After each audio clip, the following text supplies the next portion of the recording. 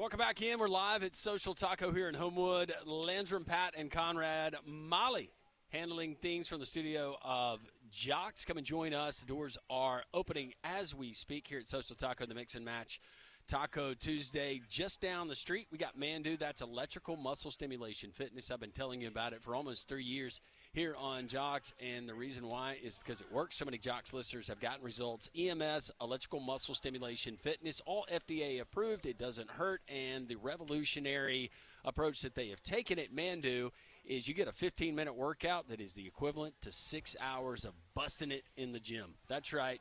They're making it easy for you. Mandu, you're going to get results. First visit is free, and they're going to put you through the workout. Check them out, MANDUU.com, right here in downtown Homewood. See Paul and the gang. They got a studio there in Tuscaloosa. Also, you folks up in Huntsville, MANDUU.com. Always tell them Landrum from Jock sent you. Joining us now on the Higginbotham Hotline from CBS Sports, CBSSports.com. Also, you can see his work at 247 Sports. Brad Crawford joins us here on Three Man Front. Brad, I hope you're doing well. Happy New Year. Fellas, how are we doing? Happy New Year to you, too. Looking forward to spring practice starting across the SEC here in a few days, actually.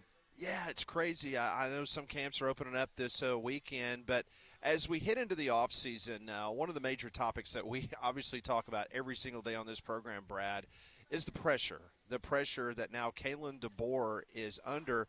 And I saw you had an interesting piece come out at CBSSports.com in which it's not so much as hot seats or maybe guys that's going to, be fired, but it's just the list and the guys that's facing the most pressure for 2026. And it was not Kalen DeBoer on the top of that list. We'll get to Kalen in a couple minutes, but Mike Norvell was on the top of your list from Florida State for 2026. Yeah, Mike Norvell's a guy who has had to essentially change his recruiting philosophy these last cycle and a half or so in the portal. A couple of years ago, 13-0, did not make the playoff. Really, since that blowout Orange Bowl loss to Georgia, Florida State has not been the program it thought it was under Mike Norvell. Last couple of years, they've had disappointing finishes. Gus Malzahn obviously retired as OC. And then Mike Norvell announced about a month ago he was taking over play calling duty. So the buck stops with the head man there in Tallahassee. I think if they finish 4-8 again, he's certainly fired. And to be honest with you, I think Norvell would have been replaced this last coaching carousel had the buyout not been so significant at a program that is in financial ruin right now. So Florida State's a team in the ACC that has to get back to bowl eligibility for Mike Norvell to keep his job past 2026. Yeah, Brad, number 2 on your list is Luke Fickell. Really no surprise there. I'm just kind of dumbfounded as to why this hasn't worked. He hasn't had really moderate success yet there in Madison. What do you attribute that to, and what are the whispers from inside the Badger program telling you? Yeah, he hasn't had the recruiting success I think a lot of us expected that he would. Coming from Cincinnati, being the coach of the first G5 program to make the playoffs several years ago with the Bearcats. Luke Fickell did a great job of identifying 2- and 3-star talent at Cincinnati and then boosting those guys into all-conference NFL draft picks. And he hasn't had the same success at Wisconsin. I think it's a lot of the Big Ten being a little top-heavy, Wisconsin's schedule obviously being one of the tougher ones in that league. And then the fact that just quarterback play, Luke Fickell's whiffed on a couple portal acquisitions and, like I said, has not had the recruiting success a lot of us thought he would. So Fickell's a guy I'm very surprised that he got extended this time last year.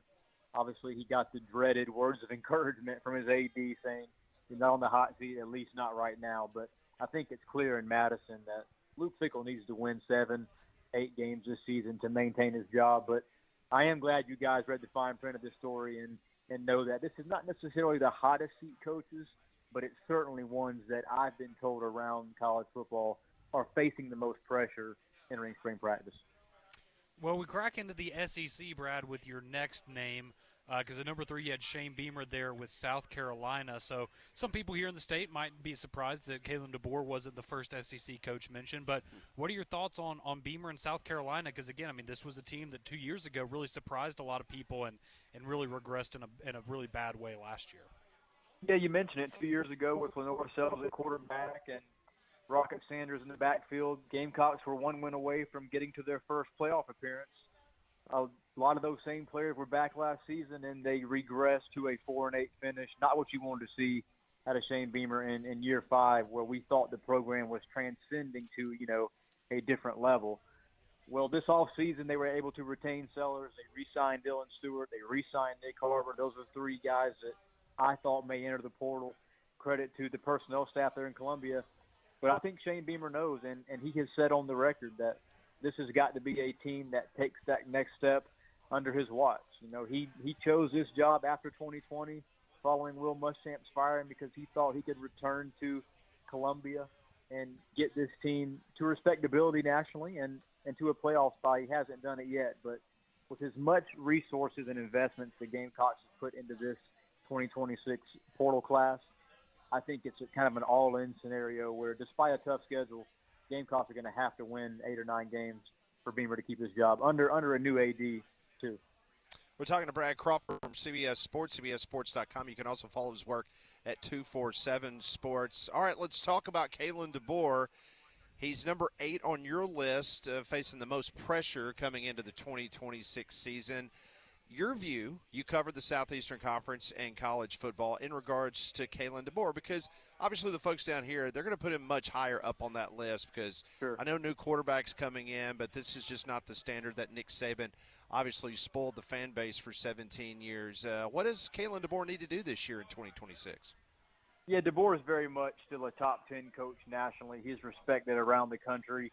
Maybe not as much as he thought he would be in Tuscaloosa right now, but a lot of that is his own doing. The last 2 years down the stretch, he's lost a lot of those barometer games where, let's face it, boosters and those in charge in Tuscaloosa sort of judge you by. I mean, DeBoer getting blown out by Indiana was not a good look. Losing late in the year at Oklahoma before that playoff win over the Sooners, and then, of course, not getting to the playoff in his first season. I think it's a telltale year for DeBoer. They have to get better in the run game.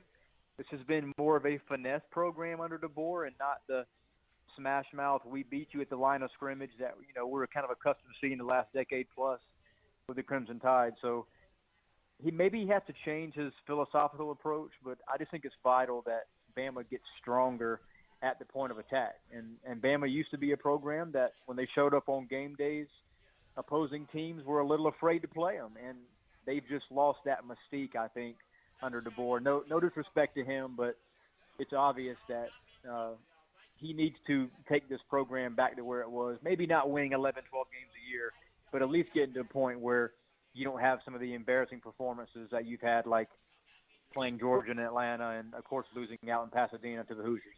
We continue to visit with Brad Crawford, CBS Sports. You can find his work there at CBSSports.com, and one of his latest things that he has penned, 10 college football coaches under the most pressure in 2026. Another notable name coming in at number 7 on your list, you've got Clemson's Dabo Swinney. Hard to imagine with the buyout number. Brad, I realize that there's been some grumbling there in Clemson, South Carolina now for a couple of years, but in reality, you look at the buyout, you look at what he's done. How realistic is this that we could see a move by the Clemson administration if this team replicates or even falls short of what they did last year? Yeah, I don't think Clemson has the gall to fire a coach who's won 2 national championships there in the last decade. Obviously has taken that program to heights it had never been nationally before. But that being said, Dabo Swinney's tenure there in Death Valley has just gotten a little stale. And, he hasn't come to grips with the transfer portal. I know he signed some guys on the free agent market this cycle, but he still hasn't fully embraced what is the new college football. He's never been down with paying players, and that's here to stay, guys. I mean, you have to be able to retain talent and then go after guys based on what they're asking for on the recruiting trail, and that's just not Dabo's MO. I think it's very important that this OC hire he made this offseason, sort of getting the band back together with Chad Morris, that has to work, because under Garrett Riley, a lot of us thought that was a home run hire 3 years ago, and despite a playoff appearance with Cade Klubnik, the offense was not as explosive as it should have been with the talent. So Chad Morris, kind of a head-scratching hire to call plays, but look, Dabo Swinney knows his program better than all of us, and I think that Dabo Swinney still believes his scheme and game plan can win big in the ACC. So, Brad, another big-name coach in the ACC. I think we're all fascinated and maybe even surprised that he's coming back for another year, but that's Bill Belichick. He comes in at number 9 on your list. What do you really make of Chapel Bill? And it was obviously a very rough first year. Do you think he can turn this around? What does Bill need to show, or what do you need to see from Bill to be convinced that this is a guy that can stick there for a few years at North Carolina and maybe have some success? Yeah, you guys know that I'm based here in North Carolina, probably 30 miles or so from Tobacco Road. And, you know, to me, North Carolina puts more resources and money into its football program than NC State and Wake Forest and Duke, yet the trophy case is empty. And they don't have these big winning seasons despite all these draft picks at the quarterback spot. Well, Bill Belichick was brought in to take this program to the next level, win the ACC, get to the playoffs. I don't think it's going to happen under his watch, but I do think this team in 2026 is going to be better. The schedule is favorable. I think they get back to a bowl game, and he has a couple portal acquisitions at quarterback that should be difference makers. Now, that being said, bringing in Bobby Petrino as this new play caller, perhaps that works out. But North Carolina has to get better on defense. There were times last season, guys, where they couldn't tackle anybody on that side of the football, and you can't stop anybody, you're going to have a hard time winning against some of the teams on that slate. So Belichick, you know, I sort of graded the hire as a C+ when it was done, and after year one, it's probably trending in the other direction. But like I said, the ACC is one of the more winnable leagues in the Power Four, and I still think that Belichick can win. Maybe not big, but he can win 7 or 8 games this year. Brad Crawford joining us for a few more minutes here on Three Man Front as we discuss what else? College football here. That's what we do every day here on this program on Jocks. All right, let me ask you about the college football playoff. We're set for another 12-team playoff format this year. The debate continues, rages on behind the scenes between Greg Sankey and Tony Petitti. When it's all said and done, if we have you on this program 1 year from right now, what format are we looking at in the CFP? Yeah, we're going to 16 in 2027. If I had to predict right now, eventually those two conferences are going to have to meet in the middle and find some sort of handshake for it to benefit college football. I think we're going to get to 16. I know the Big Ten has put out all kind of wild 24-team scenarios. I think we'll be at 16 next year. We're going to keep conference championship weekend at least another year or two. That's one thing, guys, that I don't want to see end. Conference championship weekend going by the wayside in favor of 2 or 3 more rounds of the playoff, I think would be bad for the sport. But it's a sign of the times. We've seen various SEC teams, Bama, Texas included, cancel all these upcoming non-conference home-and-home series because it's no longer beneficial when you move to a 9-game schedule and the end game goal is ultimately getting to that bracket. So I can see why these teams are ending these deals. And obviously the Big Ten's perspective, they've won 3 straight now championships. So Tony Petitti, to his credit, feels like, he deserves as much of a voice as Greg Sankey does right now. Brad, I did want to ask you about some new head coaching hires, 3 in particular, and who you are the most optimistic about really turning heads in season number 1. We got Eric Morris leaving North Texas, going to Oklahoma State. Bob Chesney from James Madison to UCLA. James Franklin fired at Penn State, now taking over Virginia Tech. Of those 3 this season, who do you think has the best opportunity to turn it around quickly?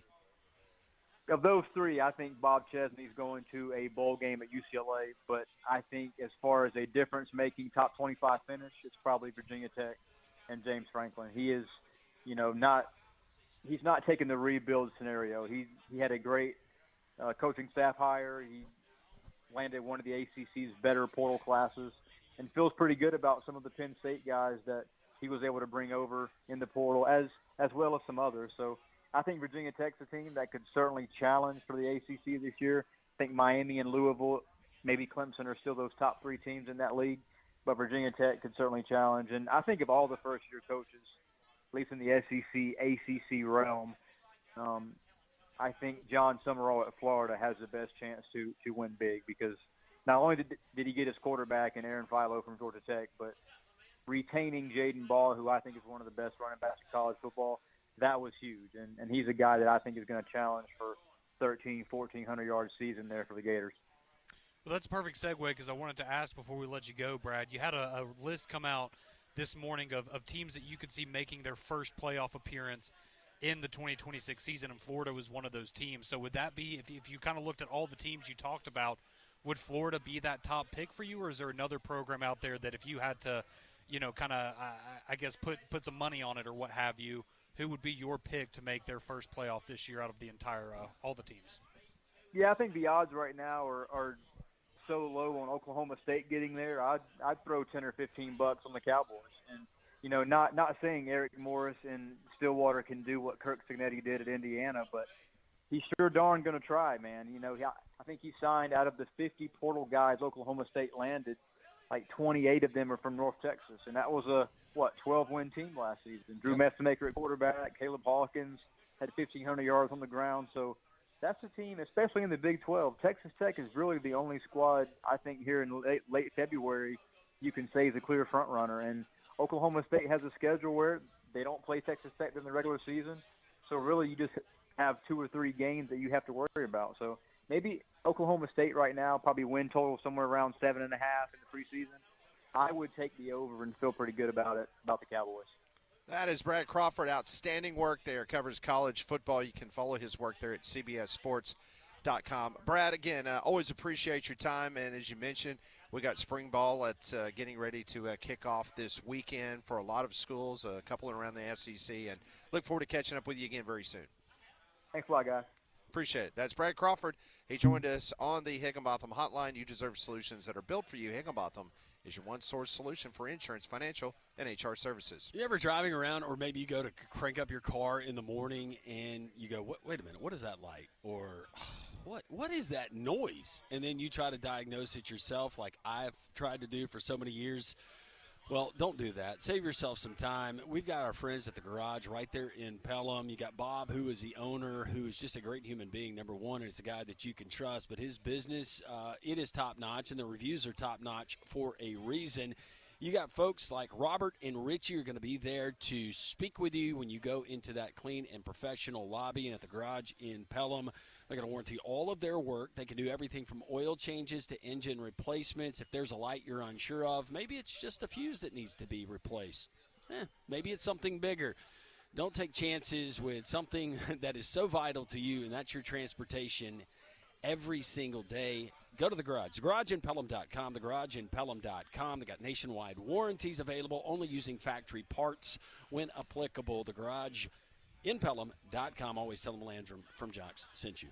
When we come back on Three-Man Front, we're going to open up the phone lines. We have been so guest-heavy here in the first hour and a half of the show. Peter Rauterkus, Nick Kelly, just heard Brad Crawford. Love to hear from you. 1-800-239-WJOX. The Courtesy GMC text line. We'll get to those texts as well. That's 205-834-9450. We're live at Social Taco. Come up and have lunch with us here in Homewood on Jocks.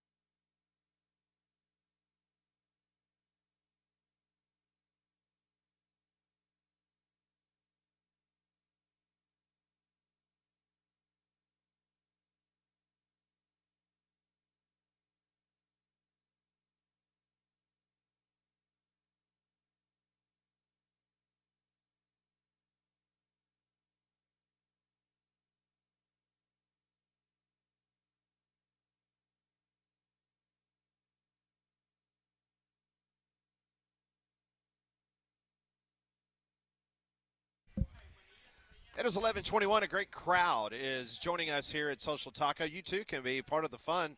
So many people text us and call us and talk about, man, you guys really have that much fun on Tuesdays? Well, come on up, see for yourself, as a lot of folks are coming in here and grabbing some lunch. I know it's a cold but sunny day outside, but great sports talk and a lot of good conversation and folks having a good time. It is, up here. and now that we get this last little cold spell, hopefully, and then spring comes in, there's no better place to enjoy an afternoon or a nice evening when it's springtime, summertime than the patio here at Social Taco, and for that matter, across the way at Soho Social. It's right here in the square. If you know where City Hall is in Homewood, you can't miss it. It's a great place for you with your significant other, your wife, your husband, your girlfriend, or just to bring your kids, because this is a family environment, and you can have a lot of fun like Conrad does when he gets tickled.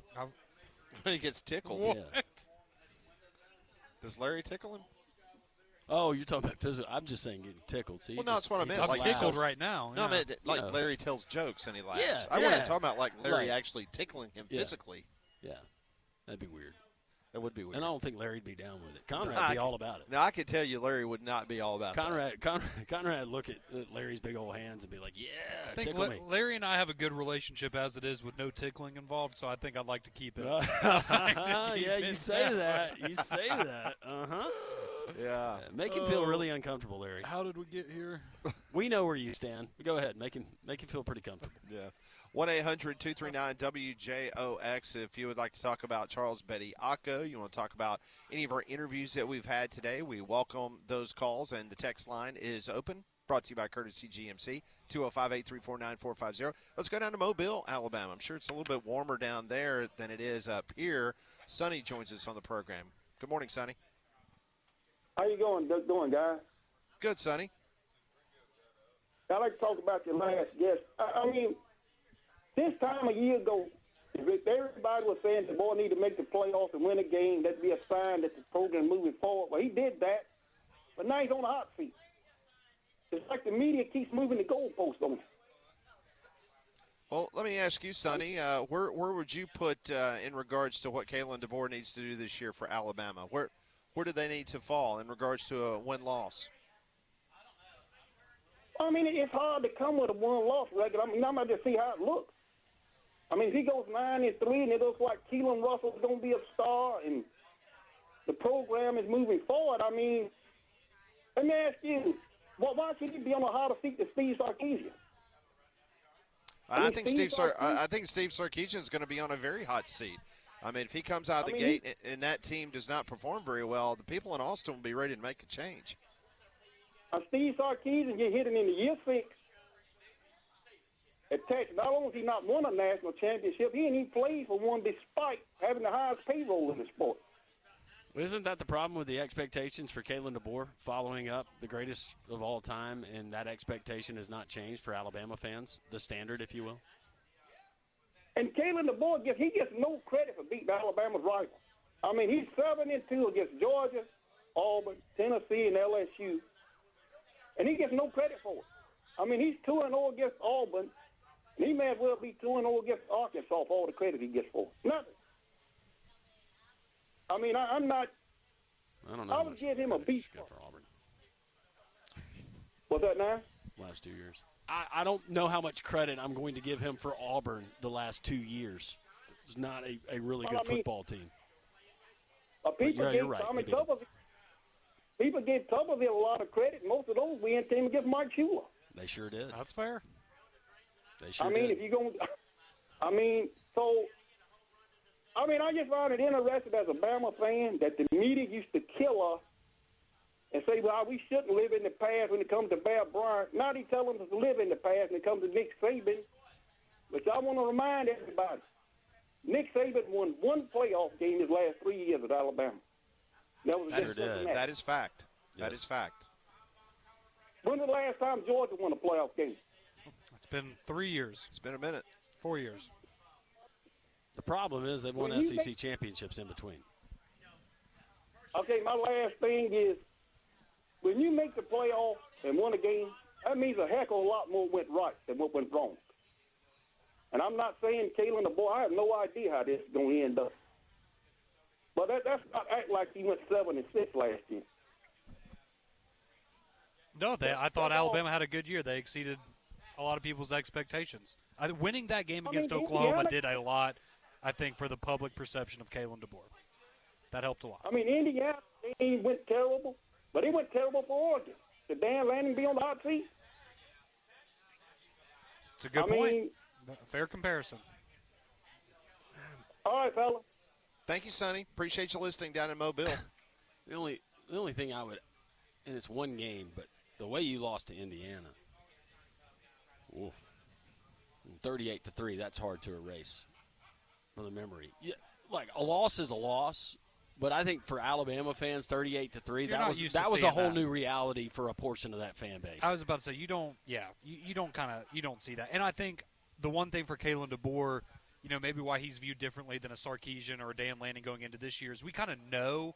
Right, with Texas, we feel like they're going to be a playoff team. We thought that last year. A lot of people did, and they didn't turn out. When's the last time Texas won a national title? 2005. I mean, they can believe they're going to win one every year, but what are realistic expectations for Texas? I think they're going to fall on their face again. You can copy and paste that before every season. Yeah, I just think the public perception of like an Oregon and a Texas is, oh, well, they're going to be good next year. And Alabama, I'm not saying it's right or wrong, but I think a lot of people look at that team and go, well, I don't know what they are because it's a lot of new players. And it is, to be fair. But I think that's why maybe people are not as optimistic about Kalen DeBoer because they don't know what to make of the Alabama team, whereas you feel like you have a better idea of what Texas or Oregon is going to roll out. Are we comparing Kalen DeBoer and what he does from here on out or what he's done in his first two seasons to what Nick Saban did, or are we comparing to what his peers are doing at other places right now in the conference? It should be peers, but a large portion of the fan base will always compare it to Nick Saban.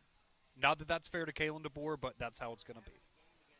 All right, we do have a little breaking news, guys. I knew it was going to be a matter of time, but the University of Kentucky's Mark Pope has been fined and reprimanded by the Southeastern Conference for his comments after the Auburn game. He's been fined $25,000.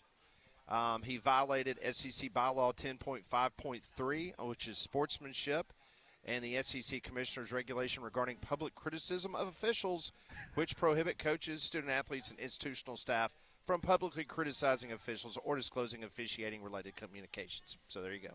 Well, at least now he knows that his voice carries. Yeah. Mike Gittins just cost him $25,000. Mm-hmm. He did. I was saying that tongue in cheek. It doesn't matter if you didn't mean to say it into a microphone. Let's go back to the Florida baseball coach and what was caught in a concourse before a regional game, showing his butt. And how did that end for him? I would say that a good rule of thumb, and probably not even safe in there anymore, but if you're going to say that, maybe within the confines of a locker room when media is not in there anymore, and that's about as safe as you can be there. It's easy to say it's not my money, and what is Mark Pope making per season? $4-5 million? But if I'm that frustrated, I go ahead and let a couple of fudges go. I mean, if you're going to fine me $25,000, it's like getting thrown out of a baseball game. Get your money's worth. Yeah, absolutely. Oh, let him have it. Pick up the rosin bag, grenade, belly crawl. If I'd been Mark Pope, I'd go, okay, at the 12:27 mark in the first half, they called this, blah, blah, blah, blah, blah.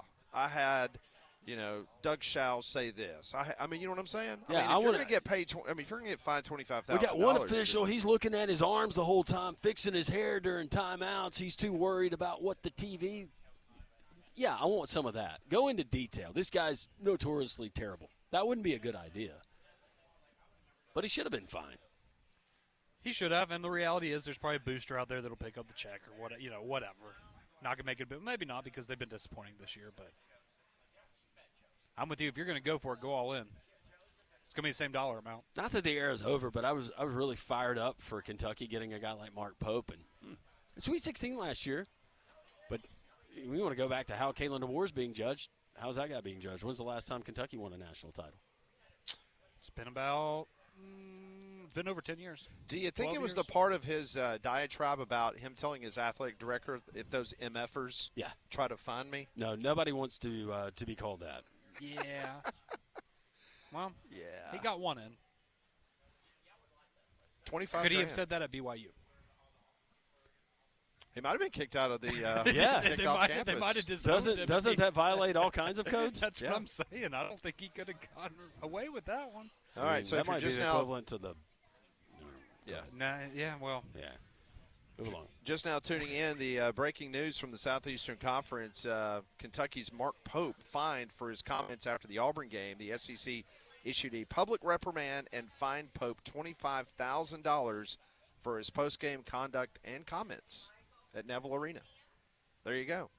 They play against South Carolina coming up. They lose to South Carolina. You're going to hear a whole nother glossary of terms. All right, we will continue on. We are live at Social Taco. Love to hear from you. We'll get to your text messages next on the show.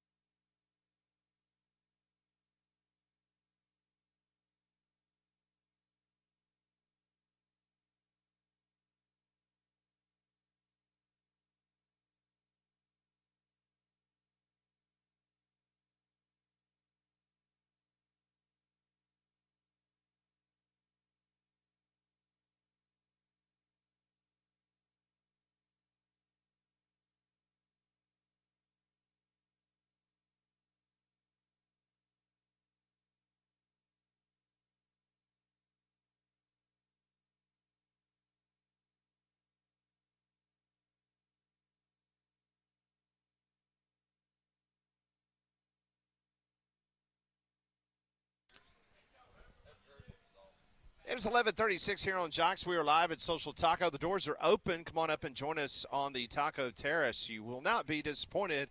Conrad Van Order signing autographs and shaking hands.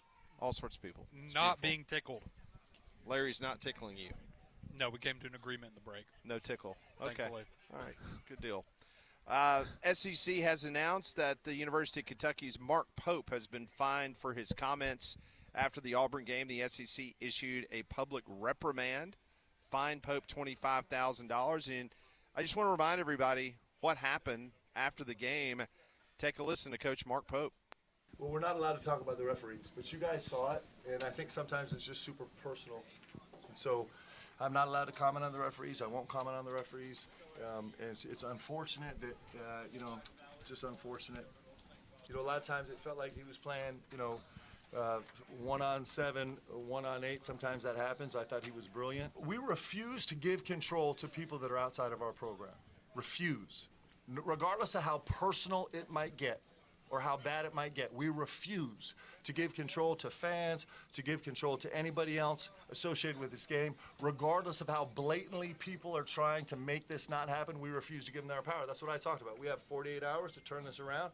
We got a massive game at South Carolina. We're going to go find a way to win it because that's what we do. So we're not giving away our power. We're not. We don't make excuses. We don't do that. Regardless of what is happening, regardless of how disgraceful things are, we don't give away our power.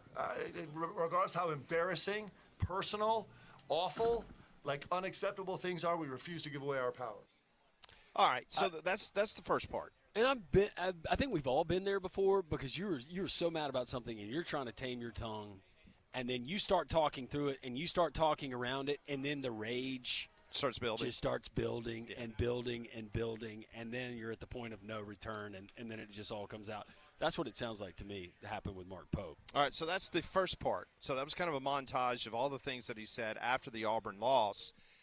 Let's listen now. Mike Gittens from the War Report, frequent contributor to Three Man Front. He was there rolling his live camera, and it was still on because I was watching it live when this happened, and I was fortunate enough to be able to rewind and capture this audio. This is from Mike Gittens. Listen very carefully what Mark Pope said off camera. Those motherfuckers tried 5 school. They did not say a word about how they cheated us.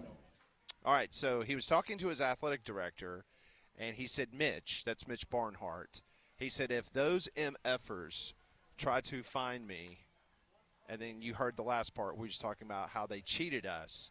So which part of that do you think the SEC took umbrage to, or was it everything? I think it was everything. I mean, I think they technically could have dinged him towards the tail end of his opening statement where he said no matter how disgraceful. Yeah.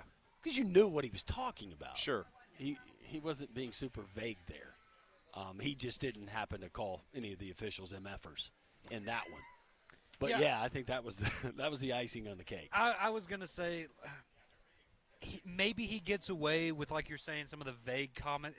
We knew what he was talking about, but he didn't come outright and name any names or name any specific situations necessarily. But when you're saying disgraceful, but towards the end, I think that if he had stopped short of that at the end, they could have got him for those comments at the end of the opening statement. Yeah, but then you leave no doubt when you throw the MFer in there and they cheated us. Yeah, that's not a Monday meeting at the SEC office. No, hey, let's that's get an easy together. one. How are we going to rule on this one? No, that's an easy one. Yeah, that comes across the timeline if you're the commissioner or whoever's in charge of that, and you go, yeah, that's a big old 2-5K. Yeah. Well, Kentucky is a 7.5-point favorite tonight on the road against South Carolina. I think they'll play a little bit better than they did on Saturday. Oh, they better. I can't wait to see the officiating crew. Because a loss to South Carolina, whether it's at home or on the road, that's a bad loss, brother. Yeah. That is not going to help that tournament resume. I will tell you one thing. One of the officials in the Auburn-Kentucky game, see that officiating association that do SEC games, they also have the contract with the American Conference. Mm-hmm. So a lot of times, since the American Conference plays all Sunday games on the weekend, you see a lot of the SEC guys. For example, one of the officials in the Auburn-Kentucky game was in Memphis calling the UAB game, and he threw out a Memphis player at the end of the game who UAB was up by 10 points, and UAB was shooting free throws literally with 18 seconds left. And apparently the Memphis player UAB had no players except for the player that was shooting the free throw. Yeah. Nobody was on the free throw lane. Memphis had 4 guys, and one of the Memphis players said something obviously towards the UAB player, and immediately the official stepped in the lane and double-teed the player and threw him out of the game. I would love to know what he said. So I'm just telling That's you. that's an official trying to diffuse, and he probably heard it all the game and was probably like, you know what, you've been a jerk all afternoon. You're done. Yeah, Get you're out of obviously lashing out because your team's losing. Suck it up, get over it. You're done. We're not going to have a skirmish here at the end of the game. I'm going to get control of it right now. Score's not in the balance. Goodbye. You're done. Well, if he played for UCLA, Mick Cronin would have thrown him out himself. So. The only kid that I threw out in umpiring baseball, and Pat and I, Pat continues to do it some, but this was a high school kid, and it was trying to prevent before it happened. Had a catcher behind the plate that was telling his pitcher to go ahead and plunk him. take out the kid. Went and talked to the pitcher, said, hey, we're not going to do that. And then catcher had some words. He didn't like that I'd taken the initiative to prevent it. So then he got – You got to be more discreet with a couple about of that. Landrum Roberts crow hops across the diamond and then maybe a thrown rotator. He got sent to the parking lot. See, I was a catcher in high school, and we just – you give him the bird. That's the signal to the pitcher, and you know what it is. You don't have to say anything. I mean, you can be discreet about it. He's just upside-down bird. Yeah, just give him the bird. And, all right, we're going after him. Can't prove it. You didn't see my signal. It is what it is. But did you ever throw out any parents? Yeah. Yep. I feel like that would be more common than players at that level. Yeah, I mean, you're just – at that point, you're going to go get law enforcement and say this person's a problem. Yeah. Yeah, you just don't play around with that anymore. Nope. I mean, you've seen the viral videos that go on. Absolutely. All kinds of different places. You never know what they're thinking. This was 25 years ago, but still, you didn't trust that parent. Yep. let's get to the text line. 205-834-9450 on the Courtesy GMC text line. A lot of those texts coming in, a variety of different topics we've talked since the onset of the show. Going back to Charles Bediaco and Judge Pruitt, if you missed it, he has denied once again Charles Bediaco's legal team's request for a interim injunction. So, people adding that they weren't that great with Charles Bediaco. They weren't terrible with Charles Bediaco either. 2 of the 6 wins were with Bediaco, says this listener. Basketball-wise, having a good backup would benefit Sherrell more than hurt because eventually it's going to wear him down. And yes, and I think from a depth perspective, yes. He would help being on the bench or knowing that you had him if you needed him. And I thought Nick Kelly, when we talked to him, he brought up a good point of, yeah, Alabama went 3-2 in Charles Bediaco, when he was able to play, but you were playing really, really good teams there. There's no saying that you go 4-1 or 5-0 without him, right? You were going to lose to Florida no matter what. They absolutely crushed you. So I think that's a fair point as well. But again, they're playing really well with him right now or without him right now. So I don't know if you want to mess with the hot hand, even if he had been eligible. But as expected, we'll never know. Atlanta Braves, they launched their Braves Network. So it's going to all be originating there in-house. How it's going to be distributed, great television here locally. And they had Braves games last year. They had a deal with the Braves where they showed it was limited number of games. I think it was under 20 games, something like that, that we got to see here locally. But you're going to be able to find it. They have not announced the different streaming or network cable partners yet and how you can find it. But we get David, who texts into the show, and he says, my Seattle Mariners now have Mariners TV, and it's $99 for the whole season. What? That's a steal. That is a steal based on what I was paying. Yeah, let's do it. What was Yes Network cost? Hope I don't have to watch the Mariners. Yeah, I might be Just a the Mariners fan Mariners. now. I like the Mariners. Yeah, they're easy to root for. Anthony says, I'll keep my high-price direct and AT&T and miss nothing I care about. All right. He's got the Pat package. Mm-hmm. This one coming from Brian. He says, 3-man front for Pat regarding the Cardinals. I'm a big Cards fan. The story of my fandom is for another day. Learned this from playing golf with retirees at the old UA golf course wearing Cards hats. I finally asked one day. Once upon a time, back in the days of radio-only broadcasting, there were no teams in the Southeast. People in this part of the country could usually get Yankees or Dodgers national broadcast or pick up KMOX. They're out of St. Louis. When I first arrived in Alabama in 1991 or so, you could still pick up Jack Buck on AM radio, KMOX for games. Go Cards. That is correct, because obviously the Braves had not moved from Milwaukee to Atlanta. And the St. Louis Cardinals, for a long time, they were the westernmost team in Major League Baseball and the southernmost team in Major League Baseball. So the St. Louis Cardinals had the largest radio network in the history of Major League Baseball because everyone in the Deep South carried the Cardinals baseball. And he, as you mentioned, KMOX is one of those, when I say clear channel stations, that you can pick them up literally coast to coast based on their signal and the way it hits off the atmosphere.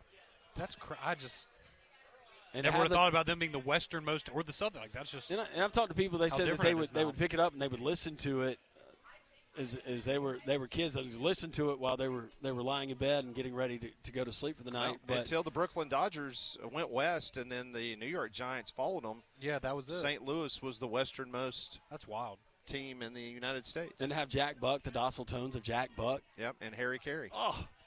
Harry Carey until he had a relationship with the owner's wife and lost his job. Yeah, that'll get you. Depends if you get caught. Well, that's like a lot of things. If you don't get caught. Yeah. All right. Going back to Lorcan Quinn, here's a question that you can ponder during the break. TR in Tuscaloosa wants to know if Lorcan's going to be smoking a cigarette like on the replacements. He better be. Bring back the Reuben Foster days. Alabama's had kickers in the past that smoked cigarettes at halftime. Oh, yeah. We've seen pictures of it. Yeah. All right, we will continue on. We're live at Social Taco. This is Jocks on this is Three-Man Front on Jocks.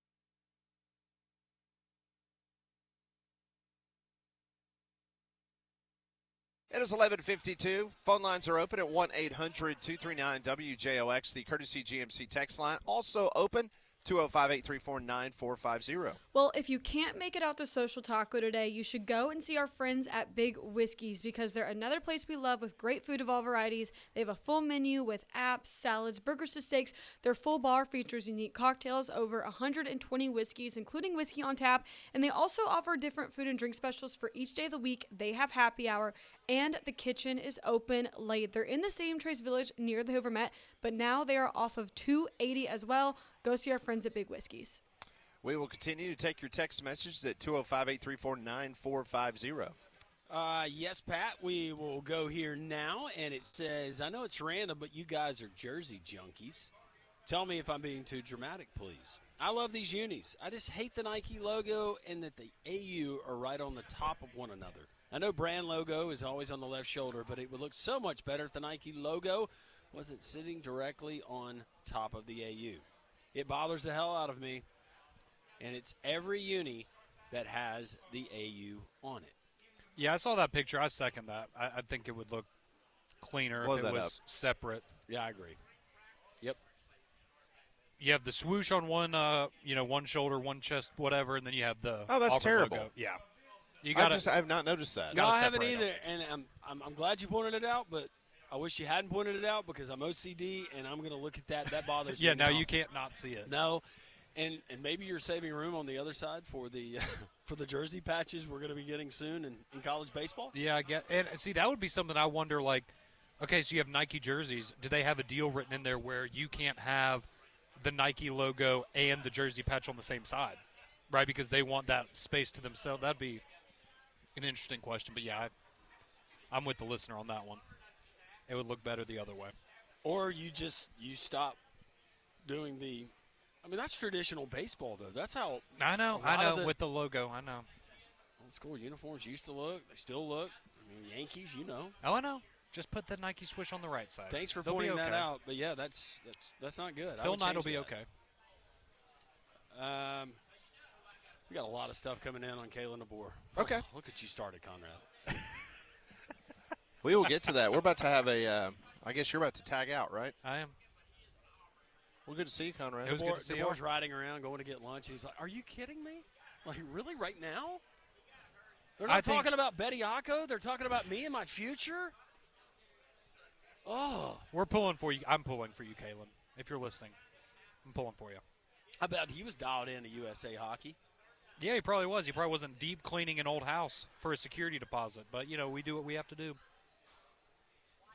Hopefully after this season he's not deep cleaning a house for a security deposit. Coach, hope you're doing well. Enjoy your lunch. Three-man front. We continue here at Social Taco.